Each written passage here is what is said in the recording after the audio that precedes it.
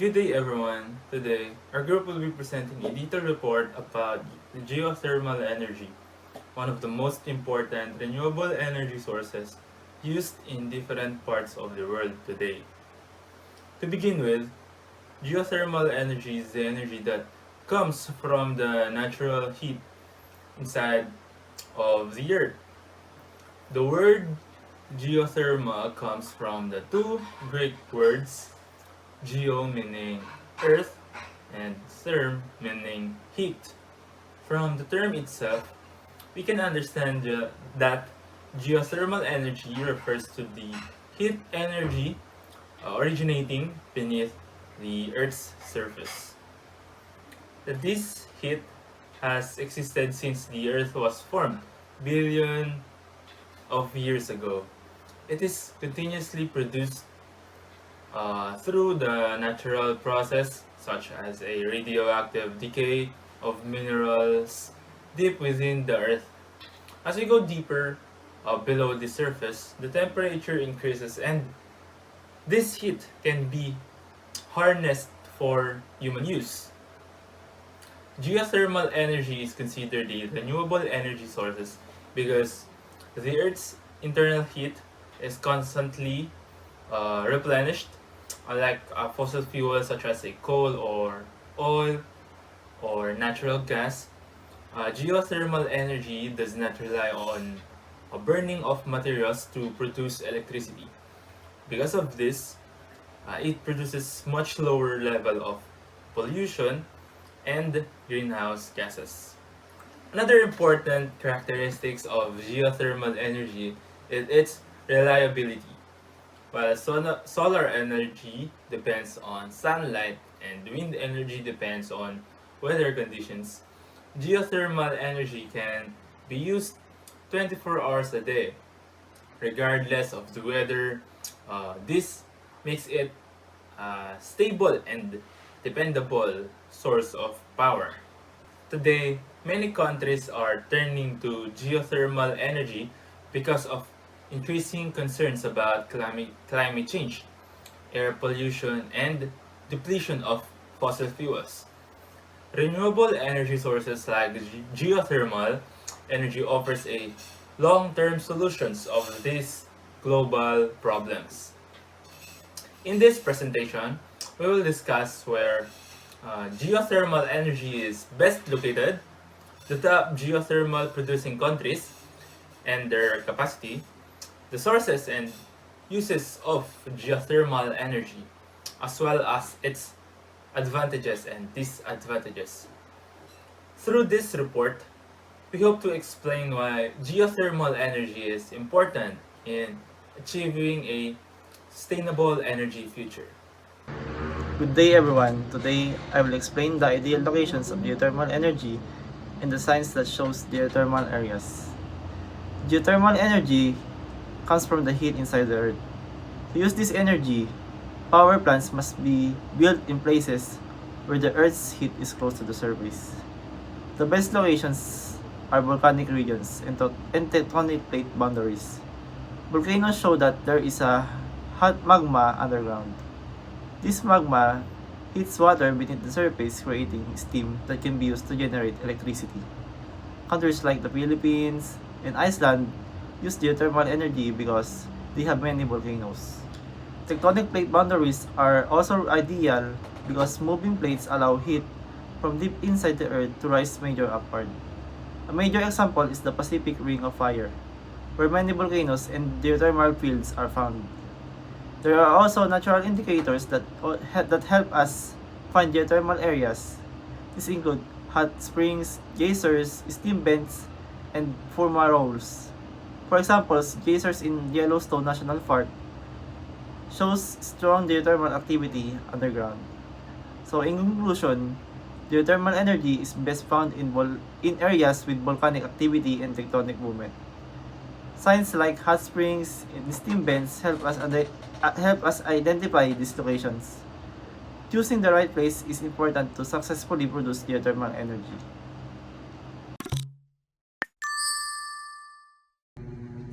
Hello everyone, I'm Julian Miel Espangilinan, and sa video na ito, pag-aaralan natin ang top 10 geothermal countries in the world based on installed capacity in megawatts as of October 2018 na may total global capacity na 14,369 megawatts. Ang table na ito ay nagpapakita kung gaano karaming geothermal electricity ang kayang i-produce ng bawat bansa. Ang unit na ginagamit ay megawatts or MW na letter na sumusukat sa power output capacity ng kanilang geothermal power plants. Simulan natin i-analyze ang table mula sa pinakataas pababa. Unang-una sa ranking ay ang United States na may 3,591 megawatts na installed capacity. Makikita rin natin sa chart na sobrang haba ng bar ng United States kumpara sa ibang bansa. Ibig sabihin, malaki talaga ang lamang niya sa geothermal production. Karamihan sa geothermal plants nila ay nasa California at Nevada. Isa sa pinakasikat na geothermal field ay ang The Geysers sa California, na kilala bilang pinakamalaking geothermal complex sa mundo.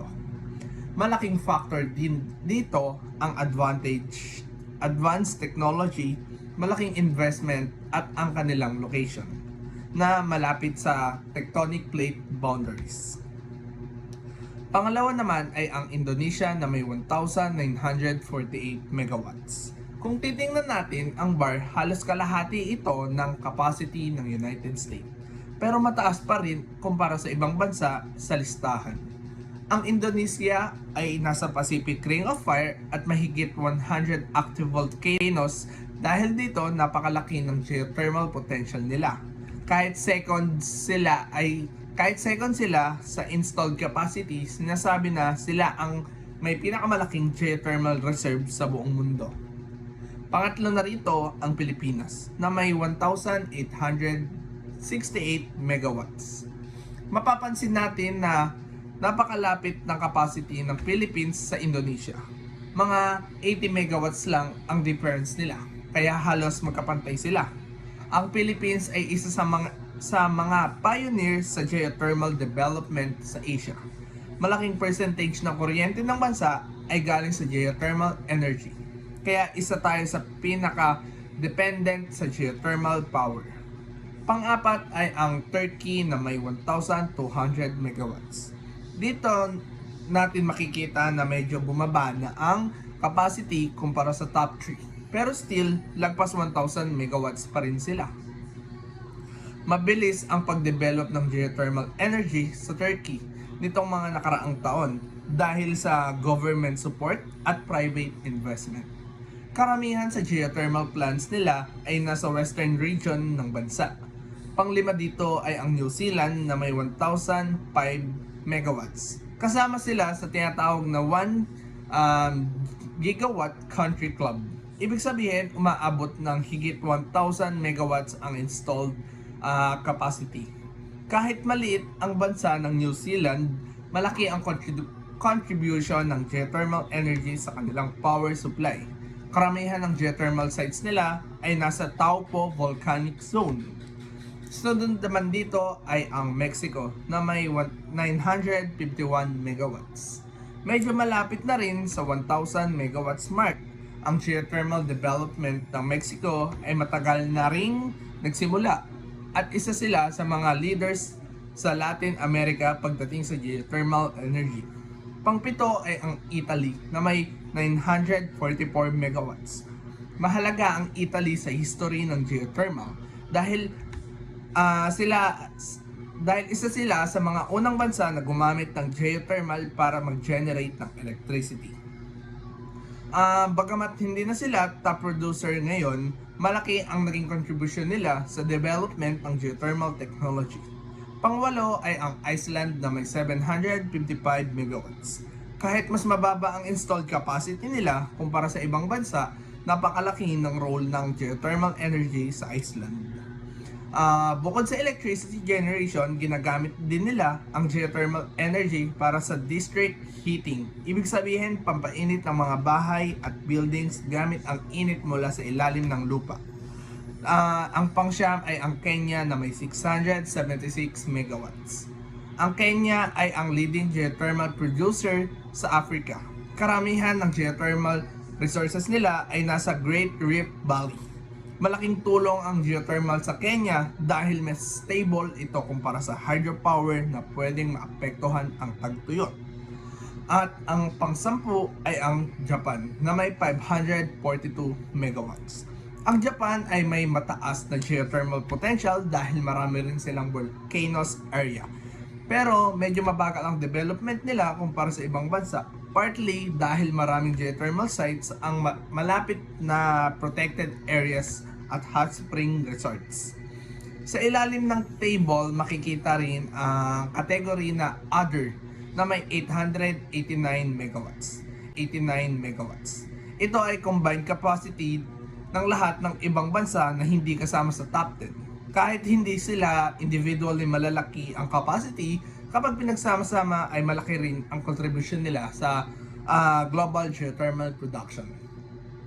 Kung susuriin natin ang buong table, makikita natin na mas malaki ang gap ng United States kumpara sa ibang bansa. Mapapansin din natin na karamihan sa top geothermal countries ay nasa volcanic o tectonic plate boundaries region. Makikita rin natin na ang pag-abot ng 1,000 megawatts ay parang milestone para masabing major geothermal producer ang isang bansa.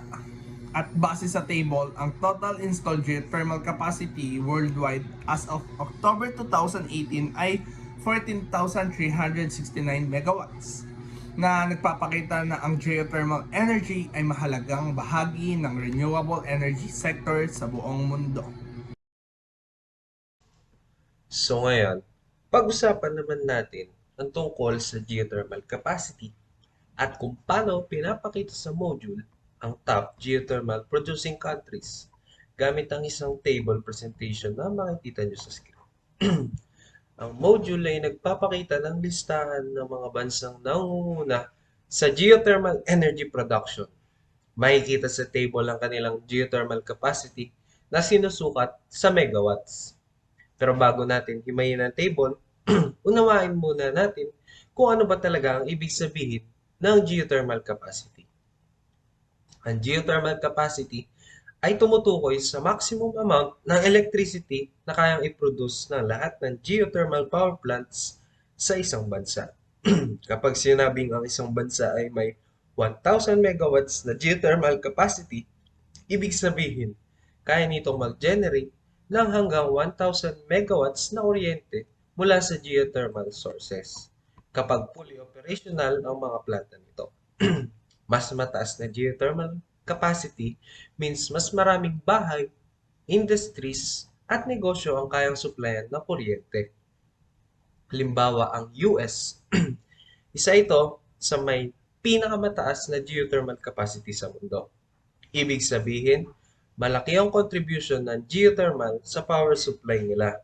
Sa Asia naman, malalaki rin ang capacity ng Indonesia at Philippines dahil pareho silang nasa Pacific Ring of Fire, isang lugar na maraming volcanoes at geothermal resources. Ano nga ba ang pinapakita sa table? Ang table sa module ay mahalaga dahil magbibigay ito ng malinaw na comparison ng iba't ibang bansa based sa kanilang geothermal capacity. Sa isang tingin pa lang, makikita mo na agad kung aling bansa ang nangunguna at kung gaano kalaki ang agwat ng capacity nila compared sa ibang mga bansa. Hindi lang ito simpleng listahan ng numbers. Pinapakita rin nito kung gaano kalaki ang role ng geothermal energy sa national energy system ng bawat bansa. Halimbawa sa Iceland, kahit maliit ang population, malaki ang contribution ng geothermal energy sa kanilang electricity at heating system. Samantalang sa Kenya, ang geothermal ay isa sa pinaka-importanting renewable sources nila sa Africa. Sa pamamagitan ng table, mas madali nating mabivisualize kung sino ang leader sa geothermal energy at kung paano ito nakakatulong sa kanilang energy mix.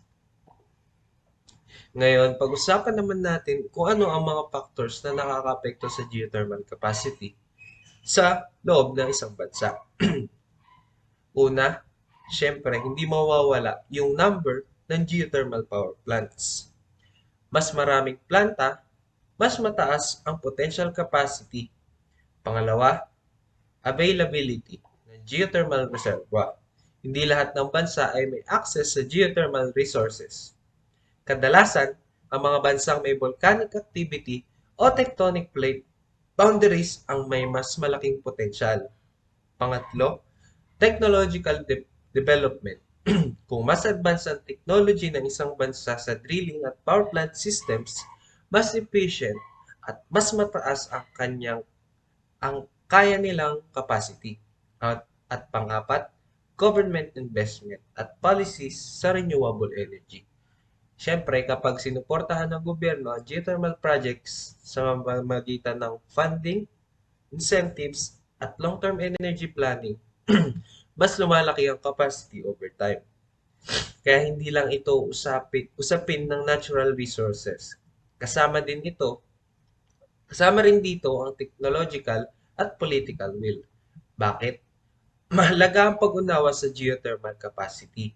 Mahalagang maintindihan ang geothermal capacity dahil ito ay tumutulong sa energy planning ng isang bansa. Una, nakakatulong ito sa energy security. Kapag may stable at locally available na source ng energy tulad ng geothermal, hindi masyadong umaasa ang bansa sa imported fuels tulad ng coal or oil. Pangalawa, mahalaga ito sa sustainability goals. Ang geothermal energy ay renewable at mababa ang greenhouse gas emissions kumpara sa fossil fuels. Pangatlo, ginagamit ang geothermal capacity data para sa future development planning. Nakikita ng gobyerno kung kailangan pa bang magtayo ng additional plants o mag-invest ng bagong technology. Halimbawa, kung tumataas ang demand sa electricity dahil sa paglaki ng population at industriya, kailangan din taasan ang generating capacity at pwedeng maging bahagi ito ng geothermal expansion.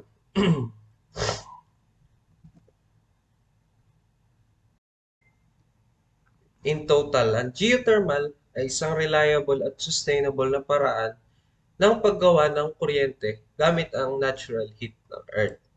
Sa kasalukuyang 16 gigawatts na global capacity at patuloy na pagdevelop ng technology, malaking bahagi ito ng future ng ating clean energy. Types of geothermal energy. In this part of the presentation, I will discuss the types of geothermal energy, which are based on how heat from the earth is converted into electricity. There are three main types of geothermal energy systems, and these are classified according to the temperature of the geothermal resource and the method used to generate power. These types are the dry steam power plant, the flash steam power plant, and the binary cycle power plant.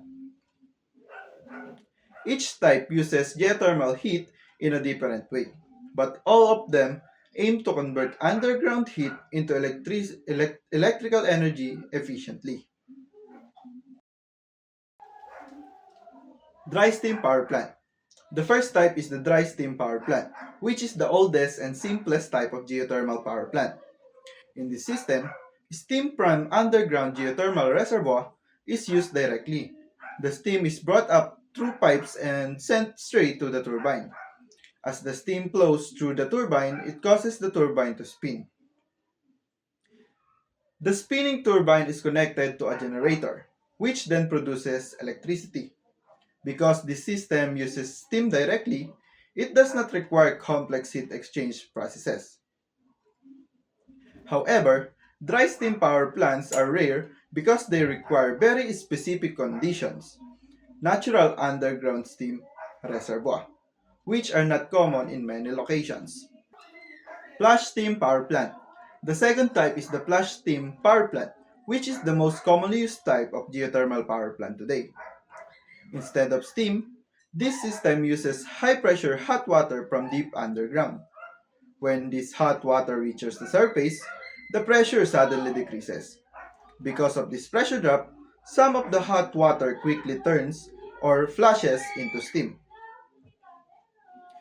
This steam is then used to spin a turbine, which drives a generator to produce electricity. The remaining water can be reused or re-injected back into the ground. Flash steam power plants are widely used because they work well with high temperature geothermal resources, which are more common than pure steam reservoir. Binary cycle power plant.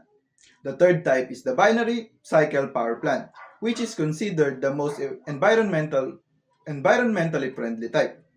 This system uses moderate temperature geothermal water, which is not hot enough to produce steam on its own. Instead of using the geothermal water directly, its heat is transferred to another fluid that has a lower boiling point, such as an organic compound. When this second fluid is heated, it vaporizes and spins the turbine, producing electricity. The geothermal water and the second fluid never mix, which helps reduce emissions and environmental impact. Because of this design, binary cycle power plants produce very low emissions and can operate in more locations, even where geothermal temperatures are lower. These three types of geothermal energy systems show how Earth's heat can be converted into electricity in different ways, depending on temperature and location. After this, the next part of the presentation will discuss other important aspects of geothermal energy. So now let's talk about advantages of geothermal energy. First advantages is renewable and sustainable. Geothermal energy comes from the heat inside the earth. Hindi ito basta-basta naubos hanggat may init sa ilalim ng lupa. May source tayo na energy. So long-term solution talaga siya. Second is environmentally friendly. Compared to fossil fuel like coal and oil, mas mababa ang pollution ng geothermal power plant. Dito nasusunog ng fuel, kaya mas kakaunti ang carbon dioxide at harmful gases. Mas safe ito sa environment at nakatulong ng mabawasan ang climate change. Third is reliable and consistent. Ang geothermal energy ay kaya mag-produce ng electricity 24/7. Hindi ito depende sa weather condition. Kahit umuulan, mahangin, o gabi, tuloy pa rin ang production. Hindi tulad ng solar na kailangan ng araw o ng wind na kailangan ng hangin. Pangapat is stable and power output. Hindi pa bago-bago ang supply, kaya maganda siya bilang baseload power plant. Meaning, siya ang nagbibigay ng tuloy-tuloy na kuryente sa mga bahay at industries. And last, small land use. Hindi ganoong kalaki ang lupa na kailangan kumpara sa ibang power plants. After construction, stable na ang operation for many years. Now, let's move to disadvantages. First disadvantages is geographic limitation. Hindi lahat ng lugar may geothermal resources. Kailangan may underground reservoir hot water or steam. Usually, nasa volcanoes areas lang ito. So, limited lang ang pwedeng paglagyan ng geothermal power plant. Second is high initial cost. Mahal ang mag-drill ng deep wells. Minsan naabot na ilang kilometro ang lalim. Mahal din ang equipment at construction ng power plant. Kailangan ng malaking kapital at advanced technology. Third is may environmental risk. Kahit maliit lang, may possibility na lumabas na harmful gases mula sa ilalim ng lupa. May chance din ng small earthquake dahil sa drillings, lalo na sa Enhanced Geothermal System or ESG. Pangapat, kapag hindi maayos ang management, pwedeng maubos o humina ang steam supply sa isang area. So, kailangan tamang planning at monitoring para maging sustainable. In conclusion, geothermal energy is a powerful and reliable renewable energy source. Marami itong advantage tulad ng pagiging eco-friendly, renewable, at kaya mag-produce ng electricity 24 hours. Malaking tulong ito sa pag-reduce ng pollution at pag-ship natin sa clean ng energy. However, may challenge din ito tulad na high cost, limited location, hindi ito applicable sa lahat ng lugar, at kailangan ng malaking investment. Overall, kahit may disadvantages, geothermal energy is still a strong option for sustainable power generation, especially sa mga bansang may volcanoes resources. With proper planning and technology, malaking contribution ito sa future renewable energy. In conclusion, geothermal energy is a renewable and reliable source of energy na nanggagaling sa natural heat inside the earth. It serves as a sustainable alternative to fossil fuels, kaya malaking tulong ito sa clean energy development.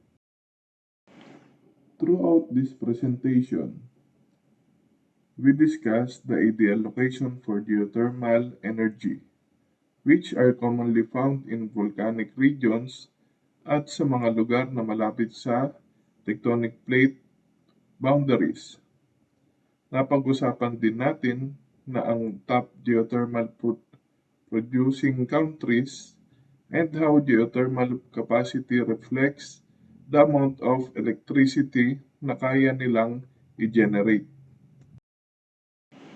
We also explore the different sources and uses of geothermal energy, including electricity generation and direct applications such as heating and geothermal heat pumps. Ipinapakita nito na geothermal energy can support both industrial operations at pati na rin sa everyday needs ng mga tao. Although geothermal energy has changes, such as high initial cost and limited suitable locations, its benefits still outweigh these limitations. With continuous technological advancement at proper management, mas lalo pa itong may expand at may improve sa future. As countries continue to search for suitable energy solutions, geothermal energy remains a reliable option that supports environmental protection and long-term energy security. Thank you for listening at sana ay nakatulong ang presentation na ito para mas maintindihan ninyo ang importance ng geothermal energy.